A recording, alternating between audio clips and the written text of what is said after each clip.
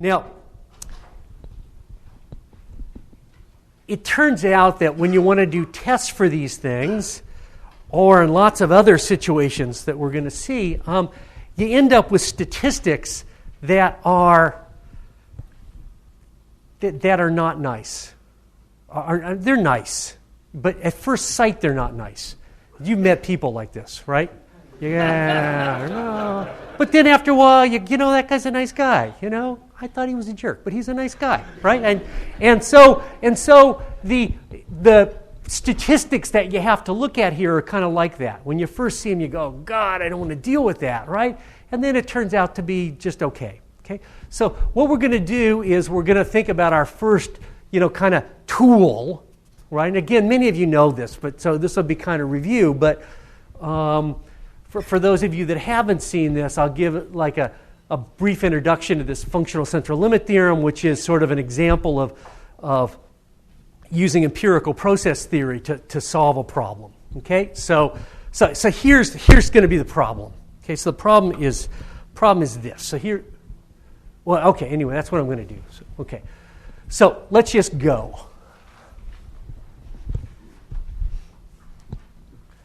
Okay. So what do we know? We're really good. I mean, we are pretty good at this.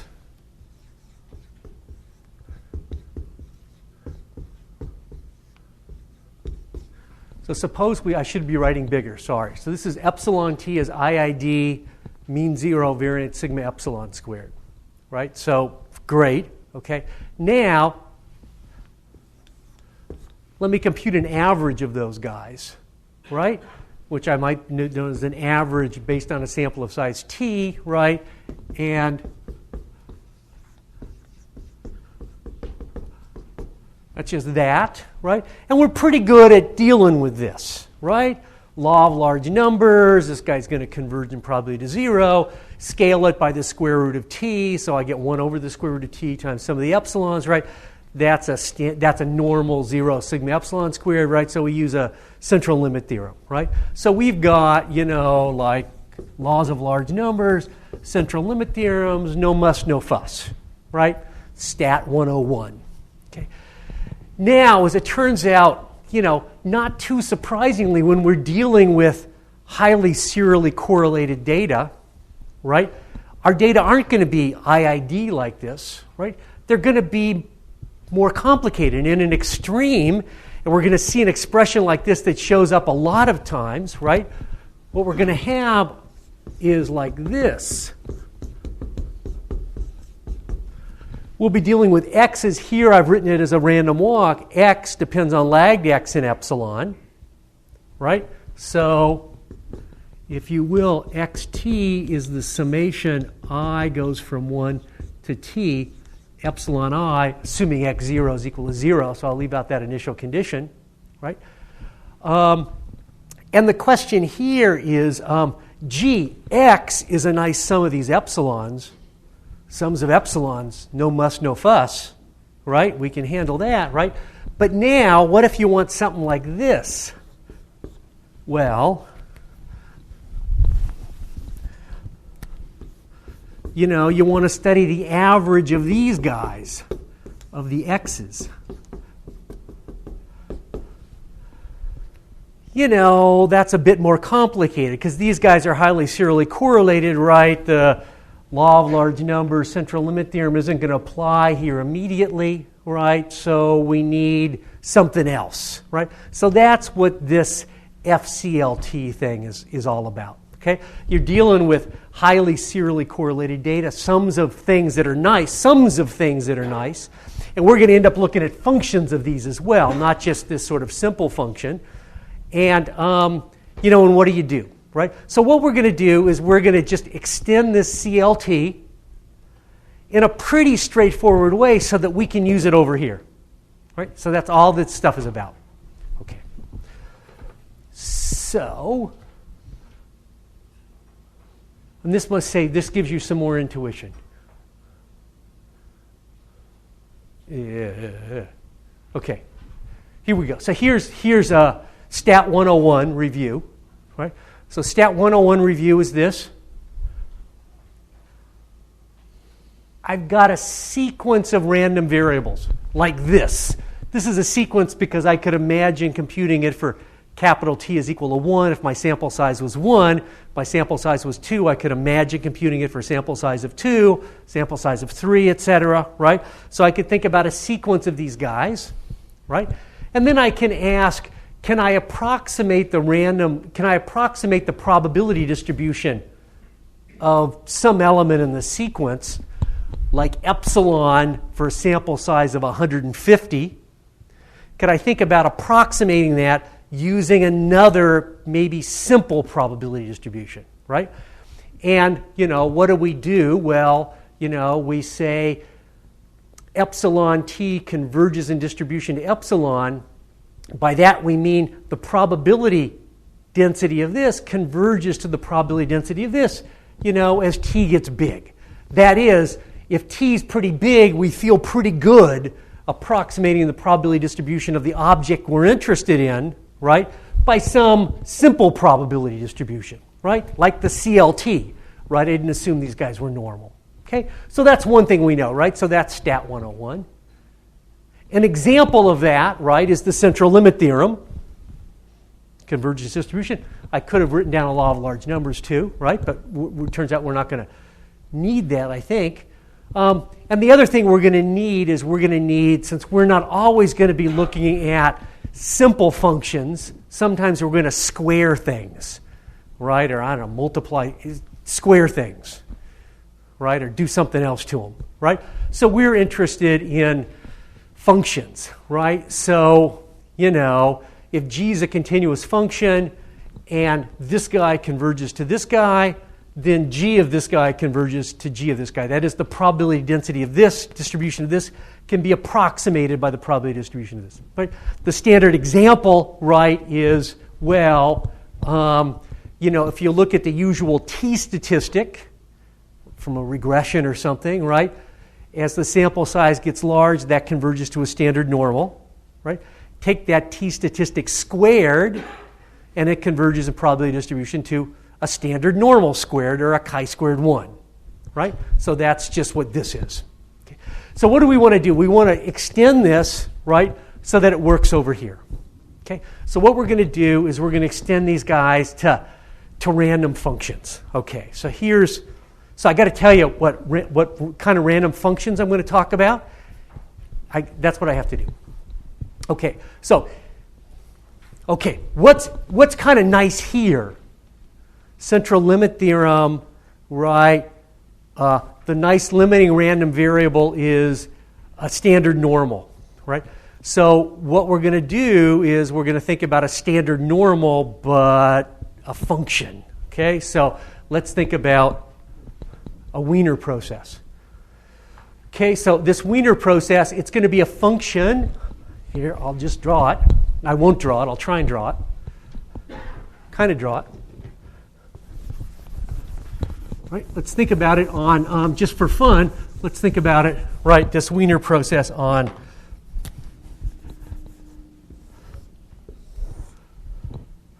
we're going to go from time 0 to time 1. Okay, so this is like over the course of a day, right? So this Wiener process, this probability distribution is going to look like this, right?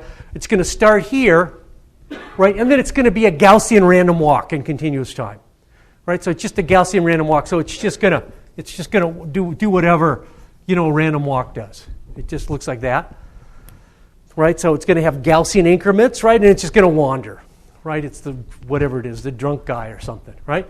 And it starts at 0, and it's a random walk, so its increments are uncorrelated with one another. It's Gaussian, so uncorrelated means independent. So the increments are going to be independent of one another. And it's standardized so that its variance at time 1 is unity, right? So it's like a standard normal, right? So if you will, this Wiener process, I'll denote it by W. At time S, right, where S is between 0 and 1. We're only looking at this guy over one day. Okay? And at the end of the day, the displacement from the original point, which was 0, right? This guy is a standard normal, right? These increments are all going to be normally distributed with standard deviation, which is given by the distance in time between these guys. Okay, so this is the standard normal thing. Okay, now this is a random function, right? Because if I ran it again, I'd get another sample path. And if I ran it again, I'd get another sample path. So thinking about this as a function of time, right? It's a random function. It looks different from day to day, right? And the way it looks is random. Okay? Okay, now I'm going to draw another random function. Here's another random function.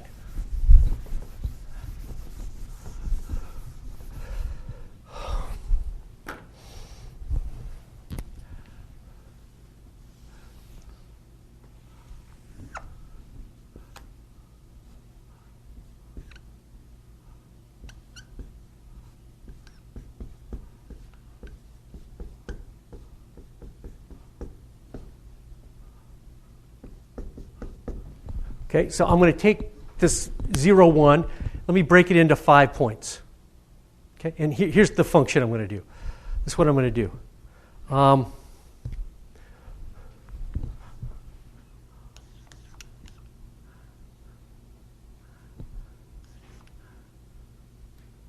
This is what I'm going to do. I'm going to go to my random number generator, and I'm going to draw an epsilon, a standard normal from my, okay? And I'm going to call that standard normal the first standard normal I draw. Okay? And then I'm going to take that guy and I'm going to divide it by the square root of 5. Okay? And I'm going to plot it right here. Okay, so that's that. Okay? And then I'm going to go to my random number generator again, and I'm going to draw another epsilon, independent of this guy. So I'm going to draw epsilon 2. Okay? And then I'm going to plot this. Epsilon 1 plus epsilon 2 divided by the square root of 5. Okay, so the increment, and so that's going to be here, right? This increment is, right, just the epsilon 2 bit, right? And then I'll do that for epsilon 3, epsilon 4, epsilon 5. Okay, boom, boom, boom, boom, boom, boom, boom, boom, boom. Okay, so I got 5 points. Okay, now that's not quite a random function yet because I haven't told you what I'm doing in between. Okay, so let me do this in between. Okay, so this is, many of you have children, right? Had small children or have small children, right? And if you give them this, at like a restaurant, and you give them a crayon, right, what do? Well, they go, this should be at 0, right? They go boom, boom, boom, boom, boom. Okay. Now, that's a random function, right? I've told you what the value of this guy is at all points, right, between 0 and 1. We could figure out what its probability law is, because I told you how I drew these. Okay, I drew these epsilons. The way I cooked this is I drew these epsilons from a normal random number generator. Let's look at this last point here, right? This last point is at 5, 5. What is that? That last point is 1 over the square root of 5, epsilon 1 plus epsilon 2 plus epsilon 3 plus epsilon 4 plus epsilon 5, right? So that guy's a normal with mean 0 variance 1, right? So at this point, the probability density of this function is the same as the probability at that function. At this point, right, this is a normal 4/5, right? At this point, the probability density here is the same as the probability density here. Similarly, at this point, as a matter of fact, the joint distribution of these points, at the black points, right, is the same as the joint probability density over here at those points, right? It's just kind of the in-between stuff that where I cheated here, right, and I didn't cheat here. So now, what might you think about doing? Well, let's suppose I thought about not, let's suppose I did this. Suppose I did this again, but instead of looking at 5 points, I looked at 10, right? Well, then I'd kind of do better, right? And instead of I looked at 10, I looked at 100 or 1,000 or 1,000,000 or a gazillion, right? So gazillion's another big number, right? If I looked at a gazillion, really kind of basically I got this, right? Well, that's what we're going to do. That's what we're going to do. So this guy evaluated a gazillion points, connect the dots, right? Is a function with the same characteristics, right, as this Wiener process. Right? And I guess I kind of need to be a little bit careful, so we'll try and be a little bit careful, right? I can't approximate functions that are going too wild, right? Like if this was discontinuous, I couldn't be, I got to make sure this one doesn't get too weird as I change the grid points, right? And the other thing I guess I want to do is, as I thought about doing this, I drew these guys from normals so that the probability density here is exactly the same as the probability density here. But kind of at the end of the day, I'm averaging here. I'm like summing these guys. So, I could draw these guys not from normals. I could draw them from other densities, and the averaging would give me kind of a normal probability law, even if the underlying epsilons weren't normal. I could use the central limit theorem there, right? So I got the functional stuff going on. That's connecting the dots, right? And I got the central limit theorem thing saying that's the averaging. Okay, so that's all we're going to do. We're going to do connect the dots, okay? And then we're going to need one other thing, because it turns out connect the dots isn't quite what we need. We have to use a slightly different approximation, but I'll get to that in a minute. Okay, so let's go through the connect the dots stuff.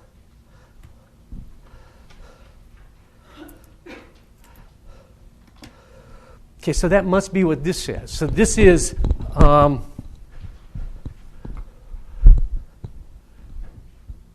blah, blah, blah, blah, blah, blah. Okay, that's what this is. Connect the dots. Okay, that's all that says. And here's 2 books. Classic book, another very good book. This is Andrew's Handbook of Econometrics article on empirical process theory, which is great. Okay, so these guys live on 0, 1, and they're continuous. So you could call them that. They're continuous on 0, 1. I want to say guys are getting close. If you think saying guys are getting close, you have to define what do you mean by close. So maybe that could be a definition of close here on the space of functions. Okay, so now I'm going to show you 3 theorems. Okay, so there's 3 key theorems that we need. Okay, here's Theorem 1. Theorem 1 says, if I want to show the probability density of this guy behaves like the probability density of this guy, this is what I have to do. I have to do a couple of things. Number 1, I have to show that if I look at these points, the joint probability distribution of these points converges to the joint probability distribution of this function at the same points. Right? So I have to do this for these points. So choose a set of points, 1 over 5, 2 over 5, 3 over 5, right? And show that works, right? And for any set of arbitrary points, right, you got to be able to show that. So you get the joint distribution at points. Okay, so that's kind of straightforward. That's a straightforward application of convergence and distribution for a vector. Okay? And then what do you have to show? Well, you have to show that this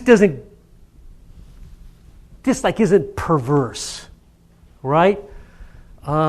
because this guy's continuous, but of course now I'm letting t get big, right?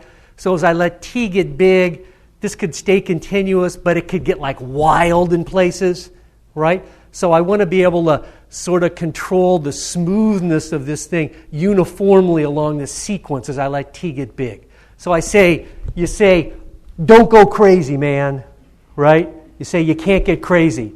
And that's what this says. That's what this says. It says, don't go crazy. It says, stay tight. Stay tight, man. That's the jargon, right? So you say this is tight. That's kind of nice, isn't it? You say that's tight. You know? Okay, so that's what this is. It says it doesn't go crazy. It's sort of, this is continuous, but if you will, thinking about continuity, you know, with epsilons and deltas, you need those to be the same. You need to be able to keep the same epsilons and deltas as you move along this sequence, right? So you need that to work uniformly in T. So that's what this says. Okay, so if you've got that, if you've got this guy converging to this guy at these points, and yet this guy being tight, being cool, right, then everything's okay. Then the probability distribution of this is converging to the probability distribution of this in the sense that I could, if I'm interested in making probability statements about what's going on here, I could use this probability distribution over here. Same thing as convergence and distribution as we normally do.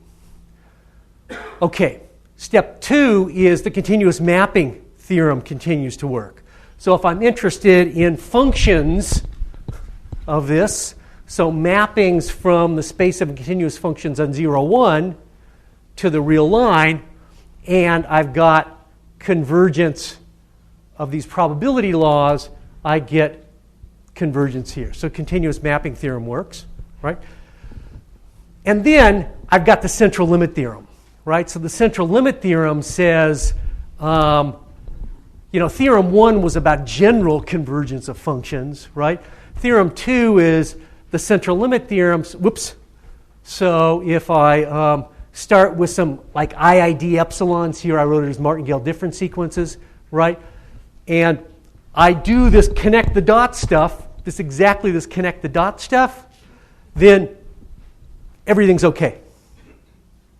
Okay, so that's what this is, okay? So, and these theorems are, you can see these in Hall and Heidi, and you can see these in Davidson, you can see these elsewhere.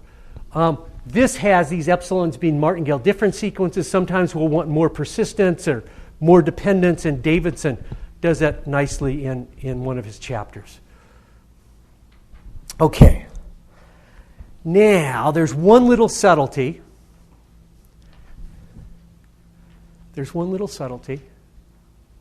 Yeah.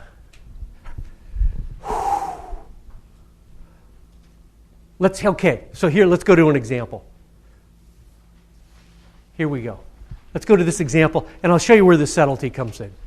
Okay.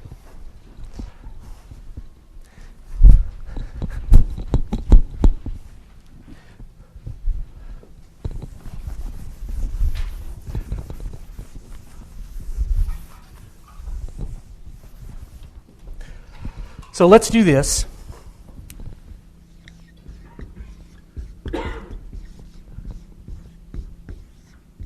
Start with some nice guys, right? Some nice epsilons, right?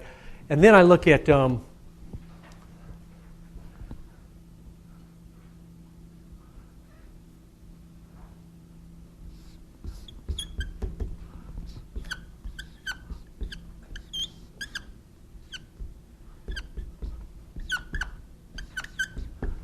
that. Okay. Now what is this? Right? What is this? This is the height of one of these dots, right? Where I used capital T grid points, right? So if I had put 5 here, it would have been this plot. Okay? Okay. Now, let's suppose, right, that what we want to do is and what do we know about this, right? Well, we know, right, that, we know sort of at these grid points, if you will, that this guy's converging nicely. Let's suppose now that what I'm interested in is, right, this original thing I started with. I'm interested in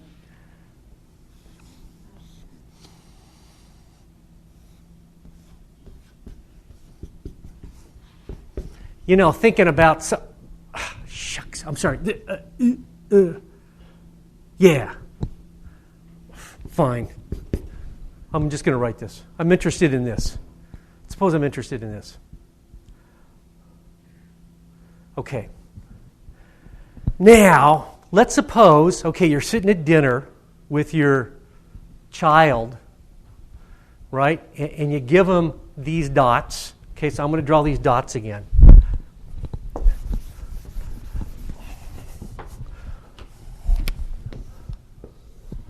You give your child those dots. I'm going to put the dots in again.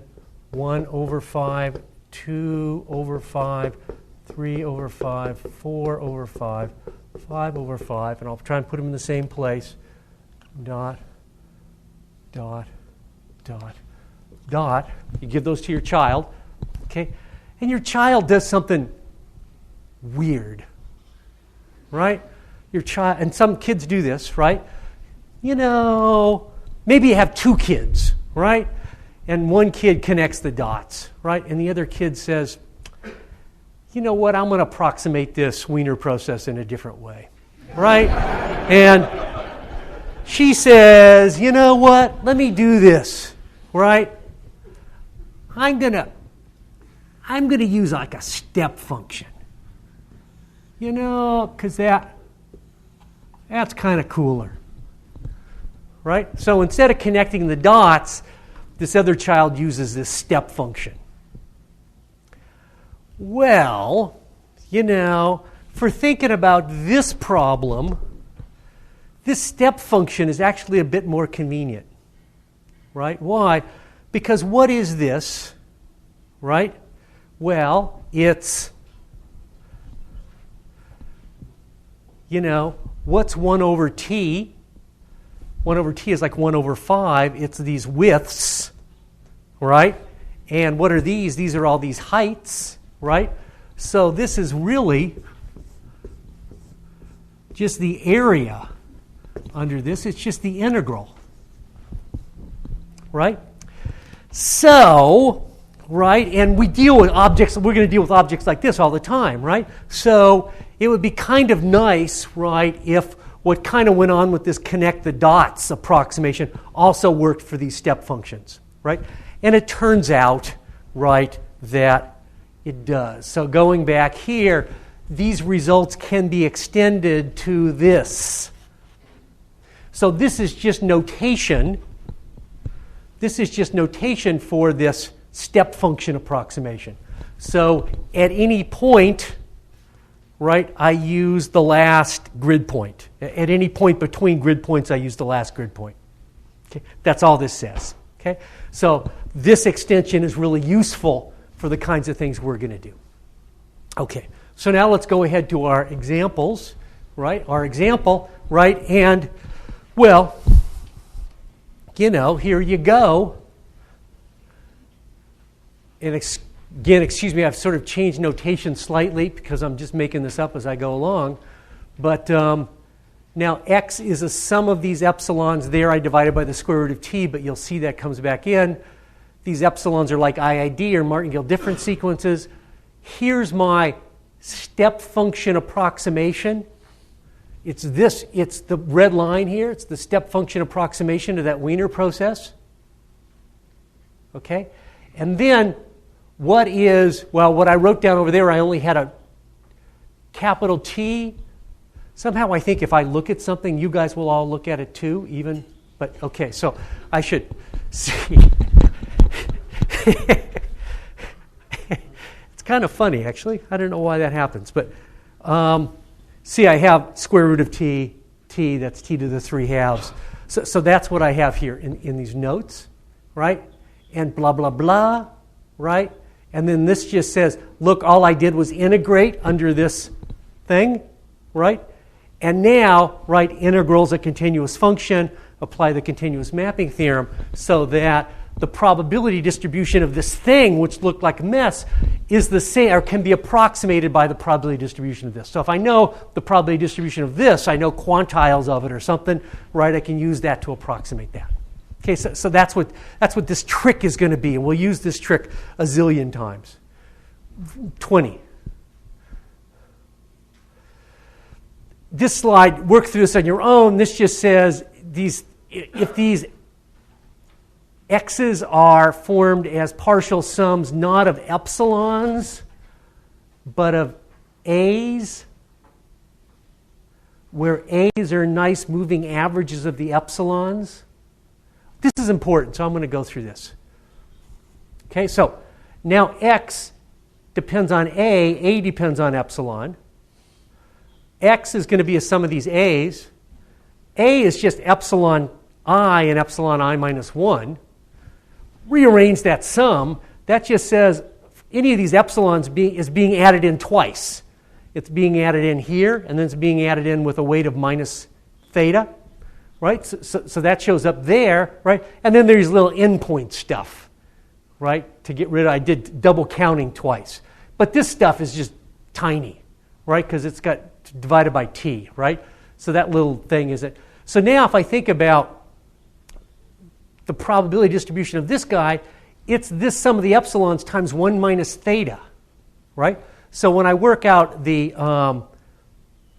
limit of this guy, it's going to be this Wiener process times sigma epsilon, but now I have to put this constant in front of it. Okay? This constant, 1 minus theta times sigma epsilon, square that, that's the long-run variance of A. So this long-run variance is going to keep showing up whenever we're interested in sums of things. So that's the important part of this slide. This long-run variance thing keeps showing up. So this just says this generalizes. Okay, so this long-run variance thing is going to be the scale that we're going to need. Not sigma epsilon anymore, but this long-run variance. So that's another reason why this thing is key.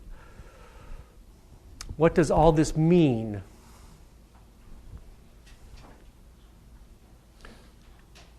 You guys can read this.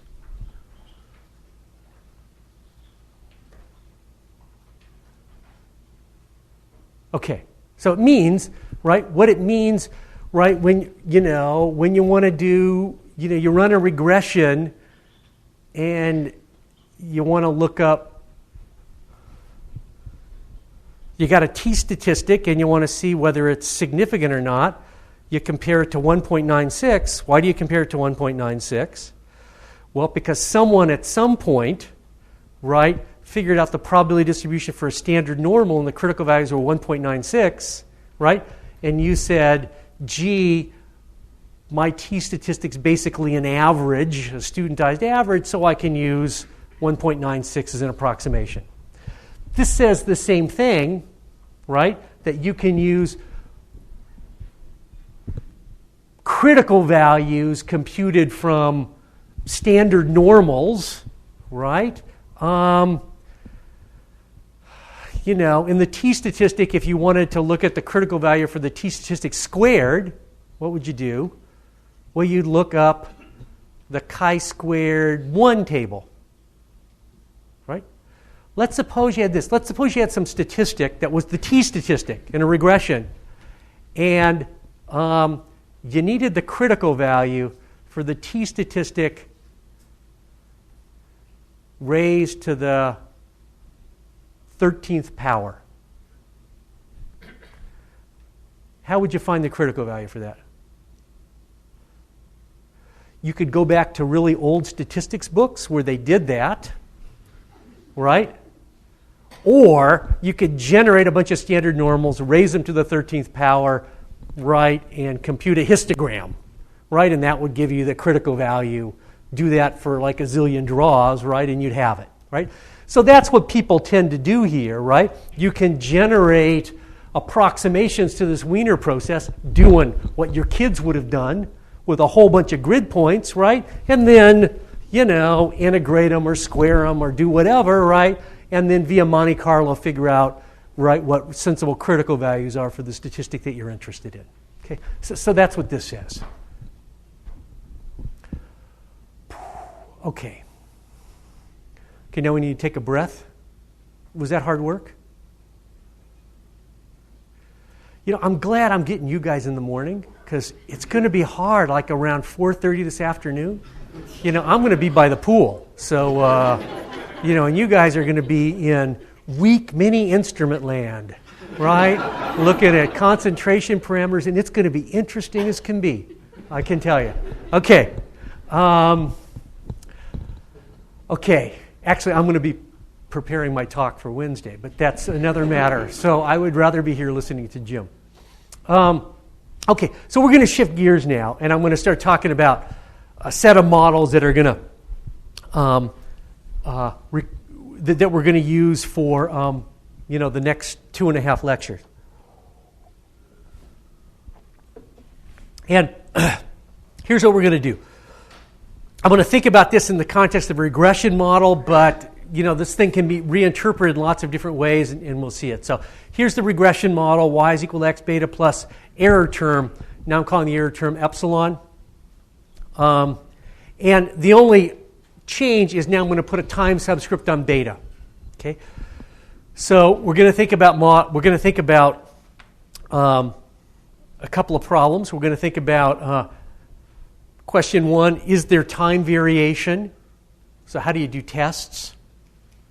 Question 2 is going to be, suppose you got time variation, how do you estimate beta as it evolves through time? So that's going to be the estimation question. Then we're going to think about the forecasting question. If you got a model like this and you're forecasting, you need to know beta in the future, right, to think about doing forecasts. So how do you do forecasts? So we're going to think about all three of those problems. I'm going to spend almost all of my time talking about this model. Okay? So x is equal to 1, and it's a scalar, because generally, if you understand what's going on here, you can do the regression model or the IV model or the nonlinear GMM model, etc., right? I mean, the trick in all of those things is to linearize, right? So if we understand this, right, we're about 95% of the way there, okay? So let's see if we can understand some of the issues in this model. Okay, so this model in the jargon, sometimes this is called a local level model. So you see that in the literature. So beta is like the local mean of y. Okay, so now if we're thinking about doing any of these things, testing, estimation, blah blah blah, right? I have to tell you how beta evolves, right? So how does beta evolve? And, there's the old, there's one way for beta to be constant. There's lots of ways for beta to change, right? So there's lots of ways, right? So we could all invent our own model, right? And here I'm going to just go through some popular ones, right? So, beta can break, right? It was and then it is, right? So it breaks at time tau. And here, some of the interesting issues are going to be, can you date the break? Did it break, and can you date the break? Right? So think about volatility declines in the macro economy. Was there a decline in volatility, and when did it happen? Right? So we'll talk about, great moderation, if you will, stuff in the context of this model. You could put in 2 breaks, right? And if you can put in 2, you can put in 83, okay? But anyway, I was going to say it probably wouldn't make any sense, but in many contexts, it won't make any sense. Okay, and I'll come back to that. You could do Markov switching, so you could have these guys, when you're in regime 0, beta t is equal to beta. When you're in regime 1, beta t is equal to beta plus delta, and follow a Markov process. You could put in multiple regimes. You can put in other stochastic breaks. I'm going to talk about these in the context of forecasting because they're kind of interesting. You could allow continuous evolution. So I'll talk about this model a lot. So this is a model in which you've got martingale variation. So your beta today is the same as your beta yesterday plus an increment, right, which might be IID. So that's what this eta thing is. You could soup this up and make this a RIMA or something. These have names going back to these guys. I have 1995 here, but I think I have a version of this book in 1976 or something. And of course, this is the one model that gives you the usual forecast function that looks like this, which has some name. I forgot what it is. Discounted. It's this thing. You guys know this. Okay, so there's different models here. I want to talk about what's important and what isn't important. This model kind of looks continuous, right? It changes every period, right? Whereas the discrete models look, well, discrete, right? But, heck, I didn't tell you what the probability distribution of this eta was. So if this eta is 0 lots of some time periods and then non-zero occasionally, right, a model like this will generate long periods of time in which beta is constant and then it jumps, right? So the continuous discrete thing, right, isn't something that you should think about. And there's this great paper by Graham Elliott and Ulrich Mueller that makes this clear, and I'll talk about that a little bit. There's some long memory stuff too. What is important, particularly for forecasting, is whether you think these, when these breaks occur, there's going to be mean reversion, like in a Markov switching model, right? You got a two-state, sometimes you're here, sometimes you're here. But once you go from here to here, where can you go? You can only go back to the first one, back to the second, right?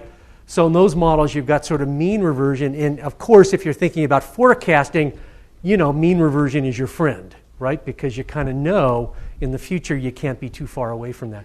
Whereas you've got these drifting guys, this important low-frequency action, then that's important.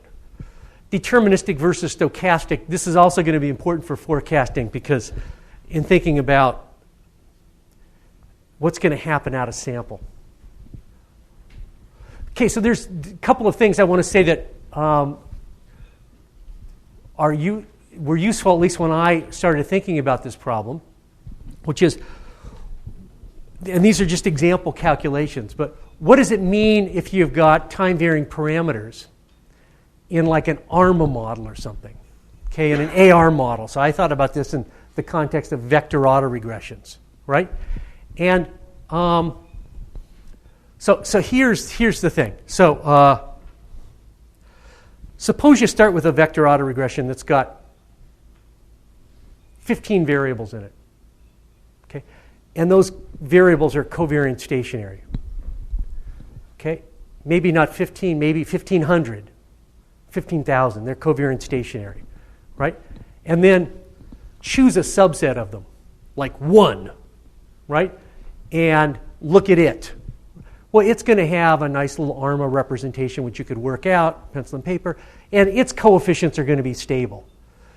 So if I look at individual series and I see that there's some instability in the individual series, right, then I must learn that, right, that's part of a bigger model, but it must be there's some instability going on in that bigger model. Okay? So, it's interesting to test for time variation even using a small number of series. Now, what's less obvious or important is that if you think about, suppose you have 2 variables, let's just think of as 2 variables, they follow a VAR. VAR coefficient is stable, doesn't change. But the variance changes. So sigma epsilon changes from sigma epsilon 1 to sigma epsilon 2.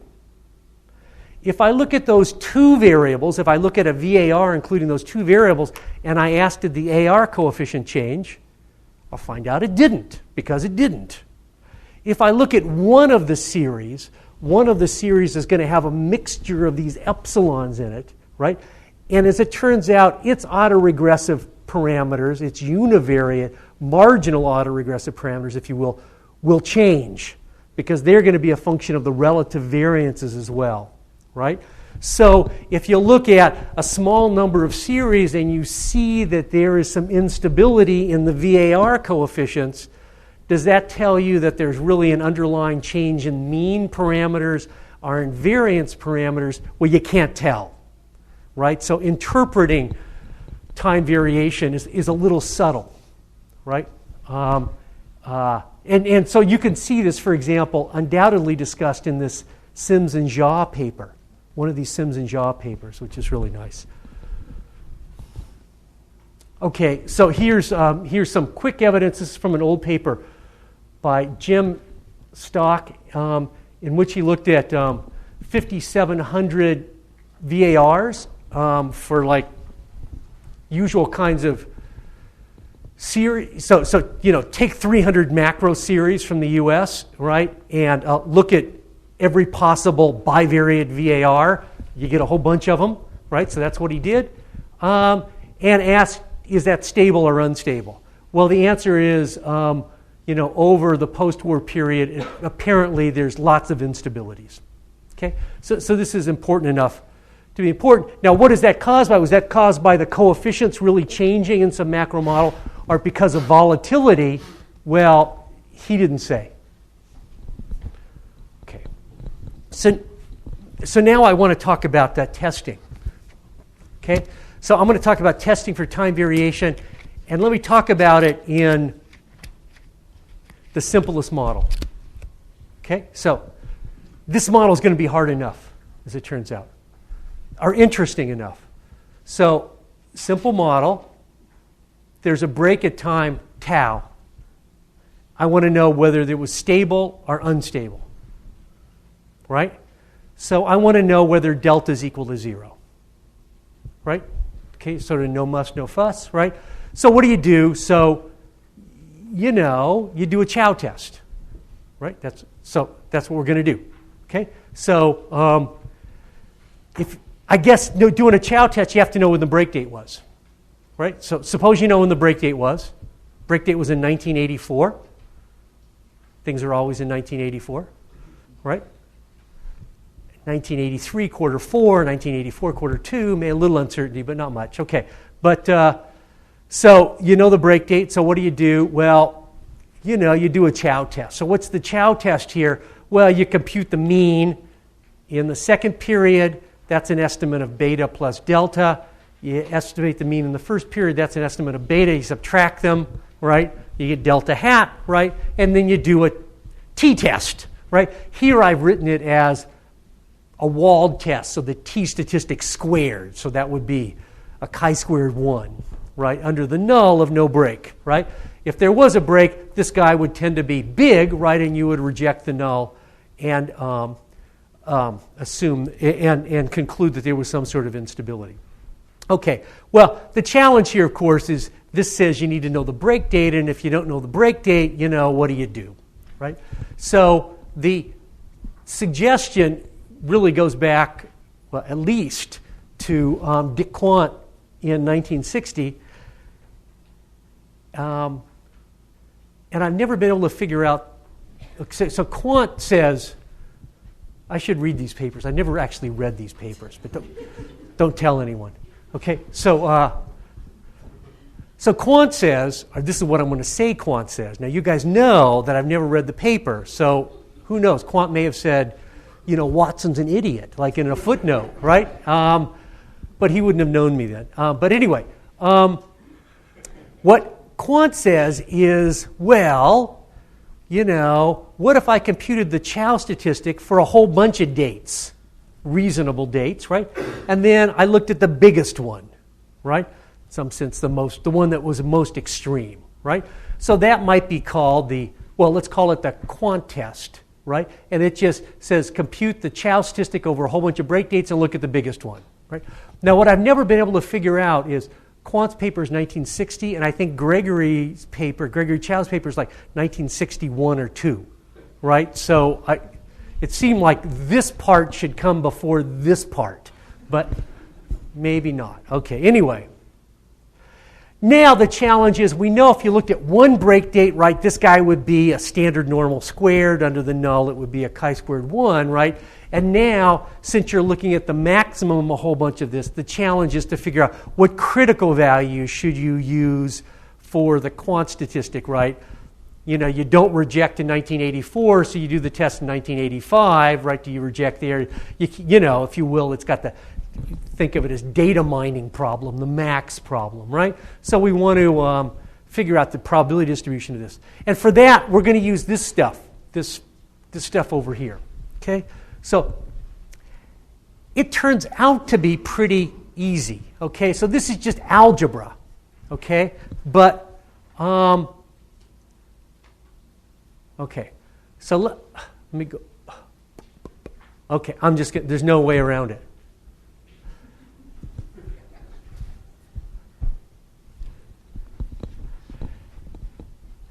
If I can, so now, okay, let's suppose, right, we're trying to get critical values, right? What are critical values? Critical values are quantiles of the probability distribution under the null, right? Under the null, delta is equal to 0, right? So then if I look at y bar 1 minus y bar 2, the mu's cancel, and that's the same as looking at the differences in the epsilons, right? So I've written this in terms of the equals under H naught. So I put epsilons here. Okay? Now what do you have here? This first line is just what the Chow statistic looks like under the null, with sort of slightly different notation. Here's the average in the first period. Here's the average in the second period. Number of observations in the first period and the second period, right? This I've divided by sigma squared, so this guy has a limiting chi-squared distribution. Right? So all I'm doing here is just rewriting this. Blah, blah, blah, blah, blah, blah. Now, each of these guys, look at each of these guys. They're starting to look like these guys. Right? They're starting to look like these guys. So I'm just going to call these guys, all algebraic expressions are guys. Because it wouldn't be polite to say these gals, okay?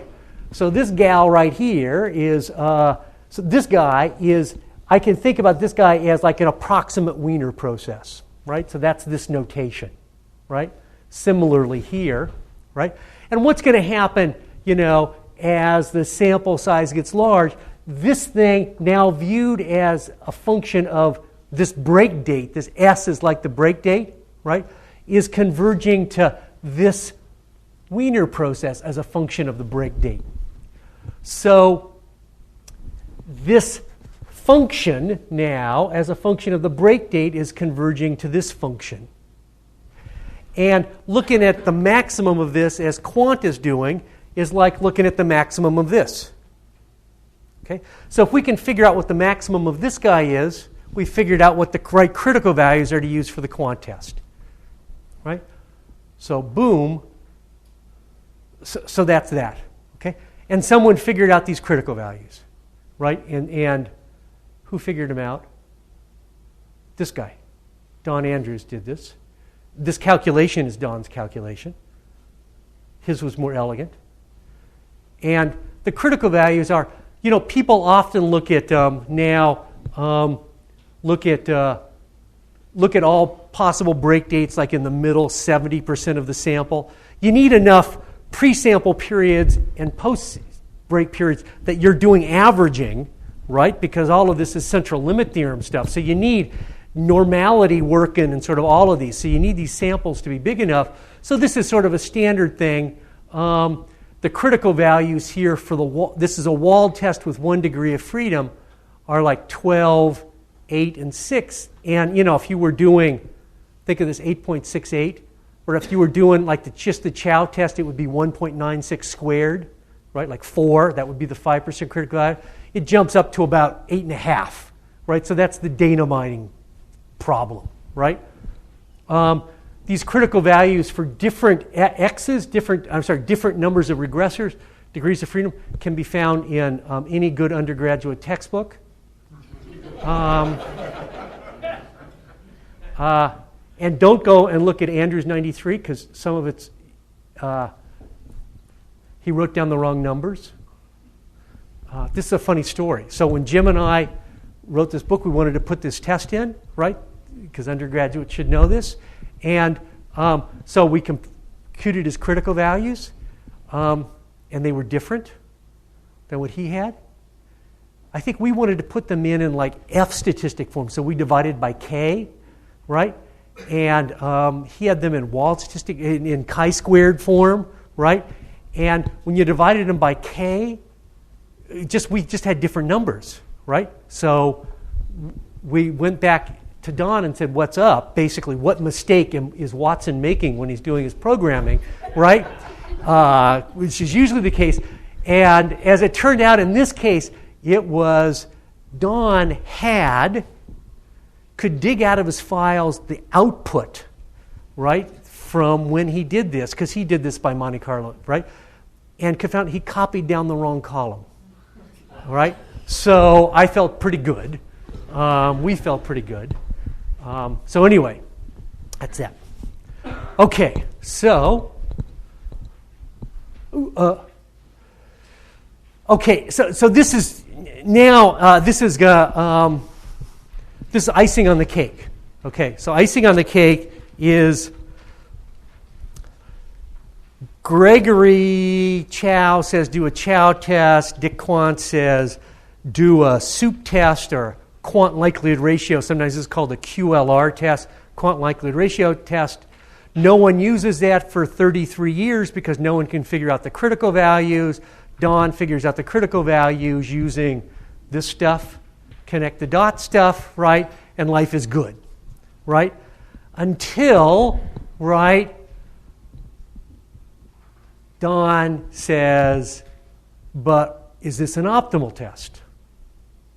Right? Now, this is only something that econometrician would care about. We should all care about it, right? I mean, we're economists. You want to squeeze as much out of the data as you can, right?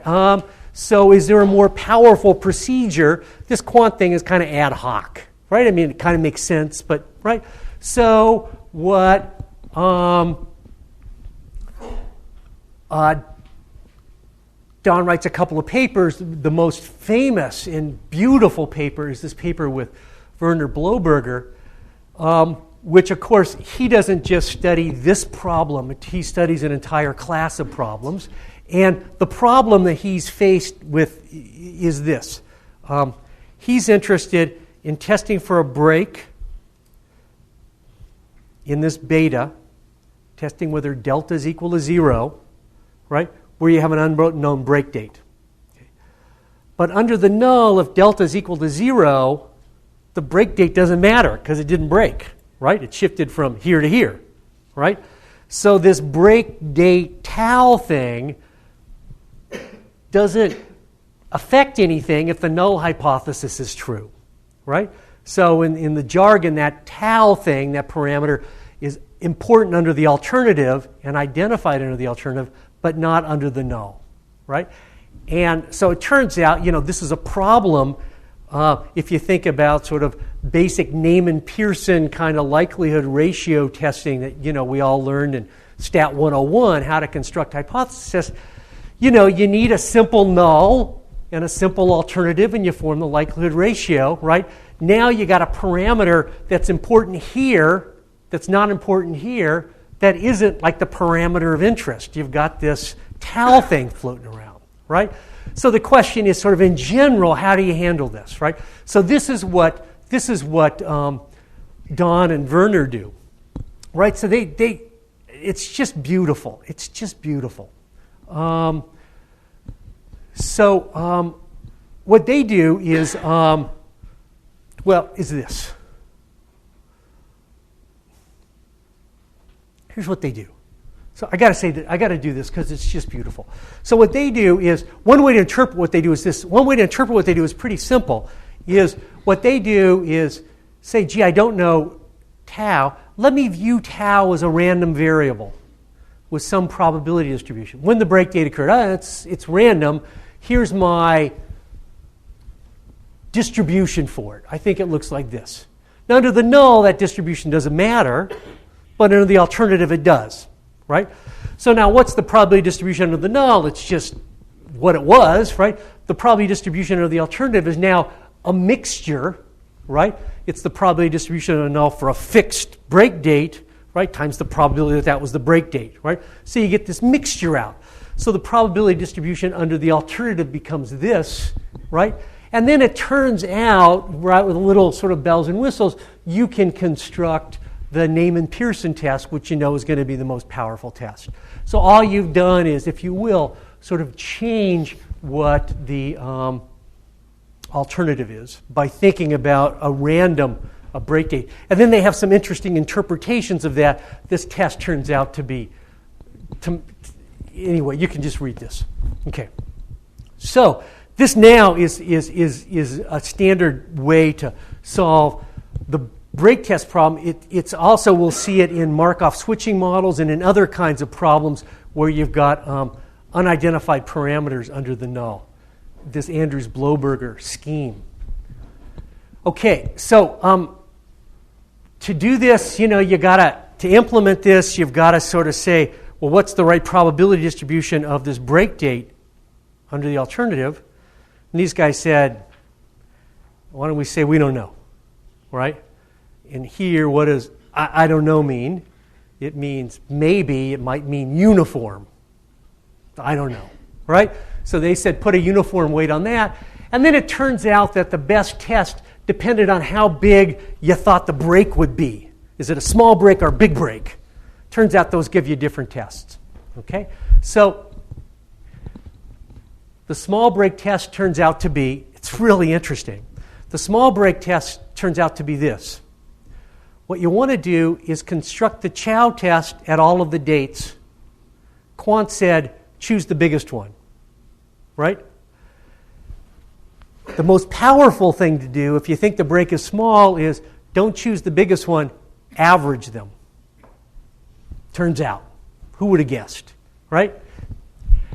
If you think the break is big, if there is a break, you think it's big, then it turns out what you don't want to do is you don't want to average the Chow test. You want to take the Chow statistics and you want to exponentiate them and then average those. So that's sometimes called the exponential walled test because that's what you do. Okay, so this kind of looks like a normal, right? E, it's got a 1/2 in it and stuff, so shouldn't be too weird, right? But now, here, this is kind of interesting, right? If you've got a whole bunch of Chow tests, so here's a whole bunch of Chow tests, right? You construct these Chow tests at a whole bunch of different dates, right? Sometimes they're here, sometimes they're here, sometimes they're here, sometimes they're here, right? What would Quant say? Quant would say, choose the biggest one. So that's my statistic right here. That's the biggest one, right? What would this say? It would say, take all of these guys and exponentiate them and average them. Well, when you take these guys and exponentiate them, what do you get? Well, you get a bunch of little guys here, right? And then one really big guy looks like that because you've exponentiated this really big guy. So as it turns out, when you compute the average of the exponentials, that's dominated by this big guy, right? So as it turns out, in practice, this optimal test turns out to reject when the quant likelihood ratio test rejects. So in practice, just looking at the biggest one of these guys is just fine. It's just fine. Okay? So it's approximately this, right? So that's really nice because that's really nice because Dick Quant is a nice guy. Some of you know him, and it's nice to use his test. And it's nice that, anyway, it's nice. Okay, so I'm going to do a couple more things. Okay, I'm going to do a couple more things. Just so you got, just so that, I'm going to do a couple more things. So that you can see some of these other tests, so you, when you see them written down, you know what they are. Okay, so now let's, this was, if there's a discrete break. What do you do if there's a discrete break? Suppose you were interested not in discrete breaks, but you were interested in martingale variation. So you thought maybe the coefficient evolved smoothly. Today is like yesterday. This is my life, right? For many of us, right? Today is like yesterday. Sometimes something happens, but, you know, today's a lot like yesterday, right? Okay, so So you want to see whether this is constant, right? This is constant. So what does that mean? If it's constant, it means, well, that term is 0, right? So let me just do this. Let me put a little coefficient gamma here. Let me normalize this so that epsilon and E have the same variance, just a normalization, right? And multiply E by gamma so that this variance can be different than this. And then I can write the null hypothesis of constant coefficients as gamma is equal to 0. Okay? Gamma is equal to 0, beta t is exactly equal to beta t minus 1, blah, blah, blah, right? No time variation. Okay? So how do you think about in this simple model, and how do you think about an optimal test? Well, it's straightforward, right? If these guys are Gaussian, for example, you write down the likelihood under the null, you write down the likelihood under the alternative. Neyman Pearson tells you the best thing to do is to form the ratio of those, where in the densities you throw in the data that you have, right? That's the likelihood, and that's it. You can't do any better, right? So all you have to do is to write down the density under the null and density under the alternative. Under the null, in the simple model, it's pretty easy. Y is IID mean mu. Here I made it 0 just for simplicity, right? Variance sigma squared I. Under the alternative, Y has a variance component from this, a sigma squared I component, right? But also a random walk component in its covariance matrix. So that random walk part of the covariance matrix, let's call A, right? So A's got, like ones and stuff in it, right? This is just random walk covariance matrix thing, right? So then it's this, I guess, right? So then what's the likelihood ratio? It's just going to be that, right? So you're going to reject for that if that guy's big. Okay, so that's straightforward. The problem, I guess, is this. So in the olden days, meaning I don't know when, but in the olden days, if T was big, this is a T by T matrix. So I guess in the olden days, it was like hard to do that inverse. I don't know. But so,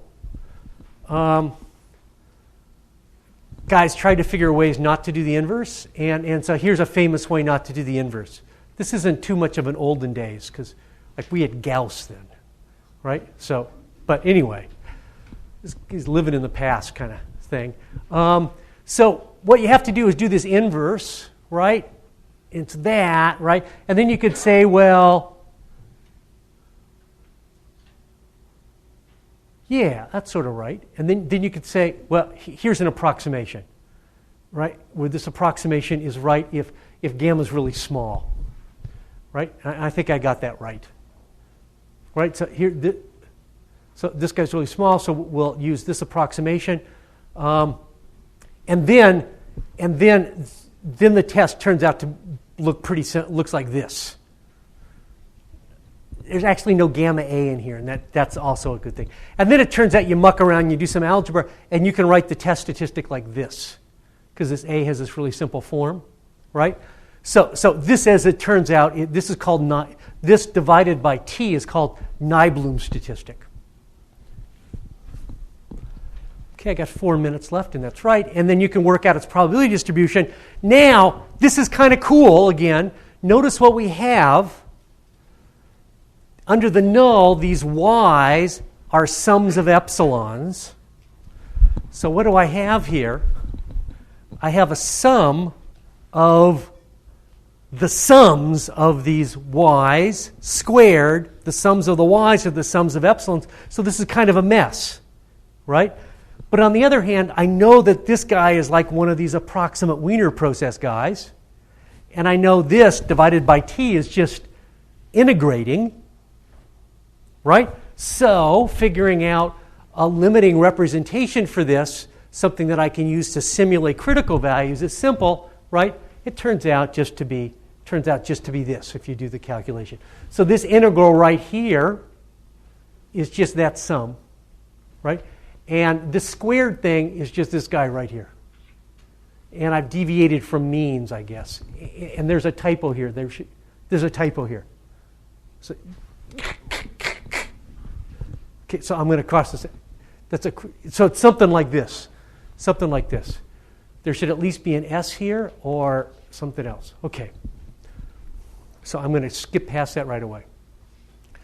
If you've got regressors, you can handle regressors. Okay, and that's what this says. And there's a great paper by Bruce Hansen which does this. This is pretty good algebra here. I hate to skip it because it's pretty good, but it doesn't look good. But this is very thoughtful. It's very thoughtful algebra. Okay. You can do hack corrections. I'm going to come back to this.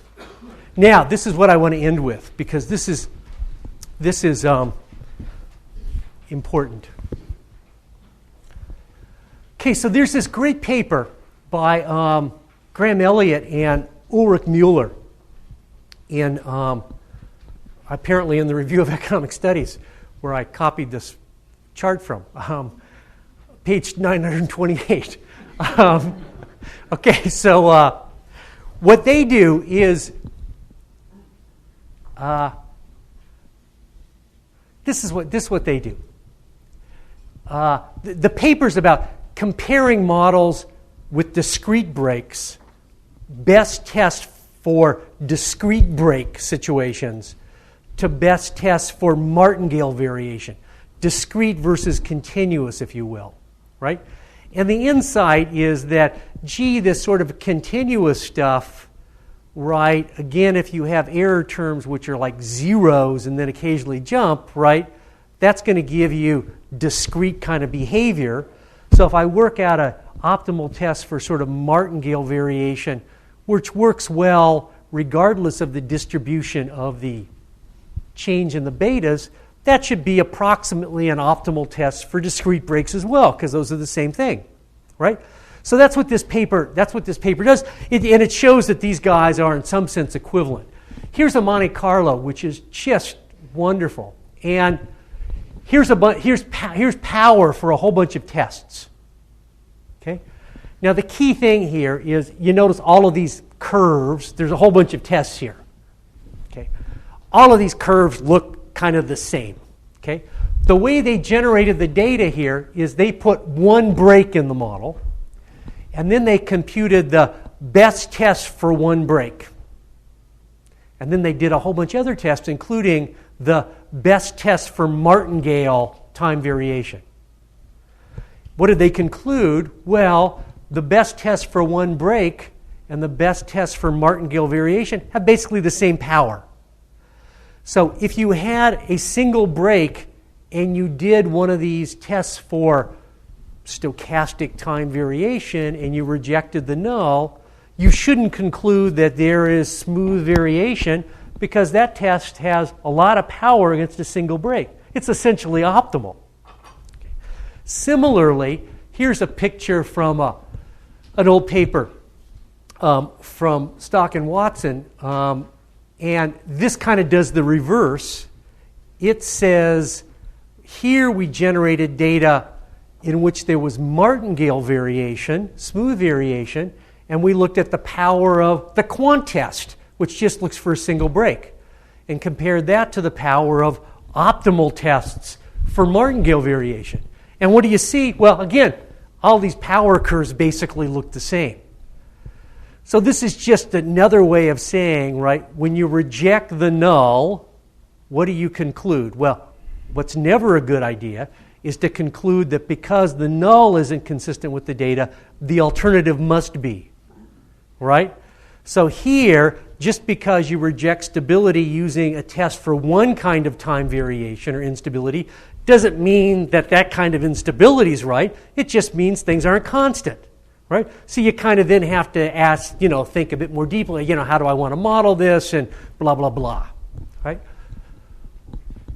So this must be my last slide in which I'm supposed to, my daughter is an elementary school teacher, right? And she She learned how to teach. She went to like school, and they taught. It's amazing. People learn how to teach, right?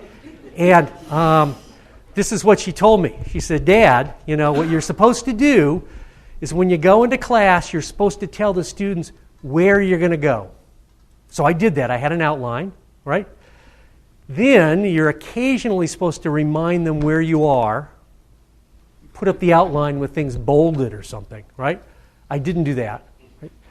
Then you're supposed to allow them to practice, right? So I should have given you some problems to practice, right, which will make you drive it into your brain, right? And then I have to tell you where we've been, right? So that's what this slide is. But we don't have time for this. Good pedagogy. We just need to move on. Okay, so that's it. So I think we get to have lunch now, and then we get to hear Jim. So thank you.